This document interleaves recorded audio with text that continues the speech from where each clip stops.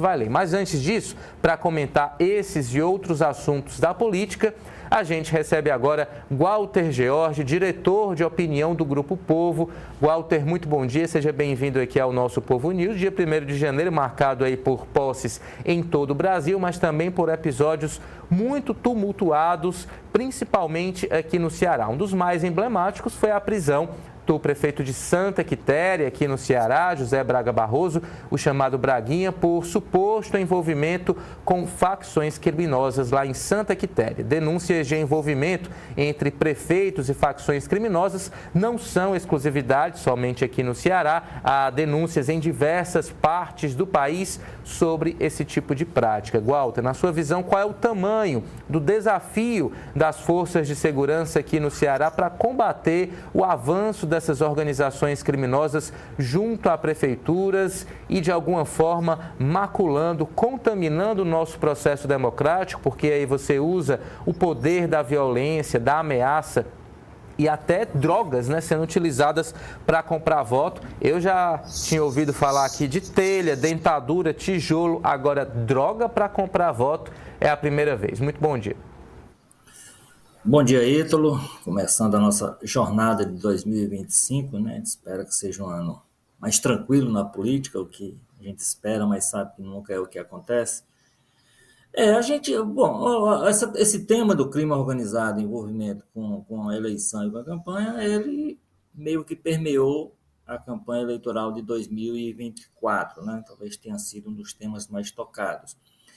O que chama a atenção nesse caso de Santa Quitéria é o que se conseguiu coletar de provas objetivas de que isso não é um mero... Porque também houve muita exploração vazia, né? Houve muita exploração no sentido contrário, de tirar proveito de uma situação que se projetava. Nós tivemos o caso do candidato a vereador lá no Iguatu, que simulou um sequestro, um auto-sequestro, lá o que foi aquilo, para atribuir a uma facção criminosa e dizer que é porque não pagava essa facção e com isso angariar apoio popular.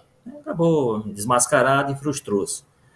Mas, enfim, foi um tema que circulou. Então, nesse caso de Santa Quitéria, o que chama a atenção é isso, né? Realmente, a investigação conseguiu coletar um conjunto de provas muito fortes, muito robustas, e que tornam a situação do prefeito eleito, né, que não tomou posse, o Braguinha bastante complicada, né? Mesmo que o desfecho seja esse que você falou, que acabou caindo no colo do filho, pelo menos interinamente, né, já que ele é o presidente da Câmara.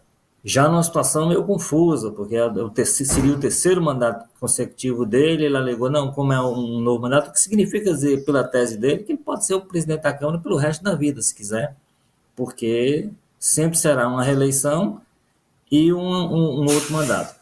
Então é um quadro muito confuso que mostra que a preocupação que havia com o tema da envolvimento do crime organizado com as campanhas eleitorais fazia sentido, é real, e exige que as autoridades, a partir de agora, o crime organizado ele hoje é uma ameaça à sociedade como um todo, né? Não é uma coisa relacionada à eleição.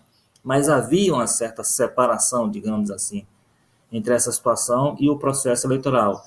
O que fica demonstrado por esse caso de Santa Quitéria é que o crime organizado também adentrou na política, e isso é muito perigoso, né? Isso precisa ser combatido enquanto ainda é possível, porque nós temos esses exemplos isolados, nós temos uma prática que é possível, que se você tiver uma ação concentrada, como é uma campanha eleitoral, você pode identificar de maneira mais clara onde isso se dá, porque o preço que se cobra depois é muito alto, porque isso significa dizer um crime organizado tomando de conta das máquinas administrativas, portanto, do dinheiro público.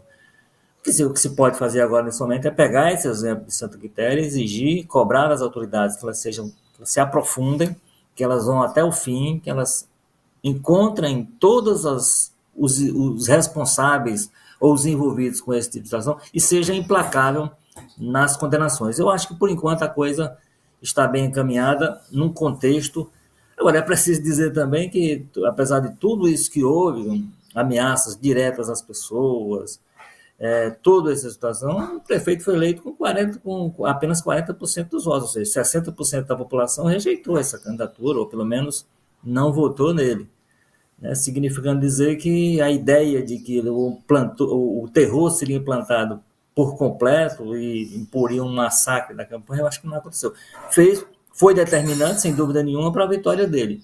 Agora, mostra que há uma resistência, numericamente falando, né? Se você teve 60% que não cedeu a pressões que aconteciam nesse nível, que a gente viu que eram abertas, algumas delas, né? Eram ameaças de tocar fogo nos carros dos inimigos, quem votar no candidato X ou Y pode pagar até com a morte.